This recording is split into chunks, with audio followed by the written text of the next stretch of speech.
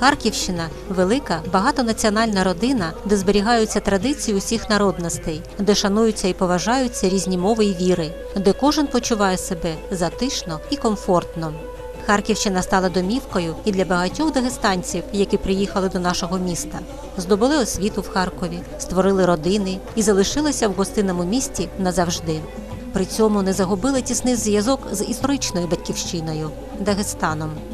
Мы сюда приехали учиться, а потом как-то остались здесь. И нам очень нравится Харьков, Украина, это прекрасное государство, прекрасные люди, прекрасные очень. Нам это очень нравится. Я желаю своим землякам самое главное, чтобы у них в жизни все, что они для себя, что они мечтают, чтобы они сбылись в жизни у них, да, чтобы они никогда не забывали свои традиции, свои корни. Это самое главное. И если они это передадут своим детям, 100% у них будет все хорошо. 5 років на Харківщині існує лезгінське культурне суспільство «Самур». Серед основних напрямків його діяльності є сприяння збереженню і розповсюдженню національних традицій і звичаїв. У лезгінів найкращим з таких звичаїв є святкування Яран-Сувар. Його називають «святом сонця», бо історія свята уходить коренями у глибину віків, в епоху поклоніння вогню.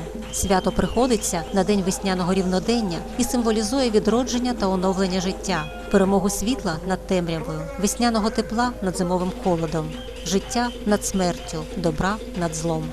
Это праздник Востока, праздник обновления, праздник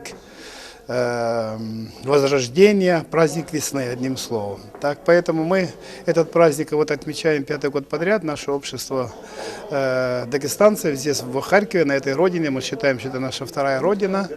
Мы здесь вот собираемся каждый год, вот это 5-й, малый юбилей у нас. Мы здесь соберемся вот сегодня здесь где-то в количестве 160-170 семей. Это наши все дагестанские друзья, земляки наши, и плюс здесь вот приглашенные гости будут. Связь с земляками все время держал, вот, по возможности все время приезжал на праздники, на мероприятия к землякам. Пожелать хочется многого. Во-первых, мне очень хочется пожелать, так как это праздник весны, чтобы у каждого в душе была весна, весеннее настроение. Хочется пожелать синего неба над головой, хочется пожелать счастья, здоровья. Вот. Хоть мы находимся здесь, но мы, честно говоря, чувствуем то тепло нашей земли, тепло наших гор. И я хочу сегодня пожелать вот этого тепла.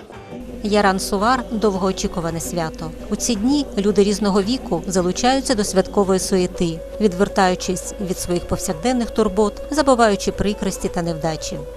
Свято Яран-Сувар, бережно пронесене через віки, стало невід'ємною частиною історії лезгінів. Зберігаючи свою мову і традиції, знайомлячи з культурою і звичаями свого народу, культурне суспільство «Самур» тим самим збагачує і розвиває культурну спадщину Харкова.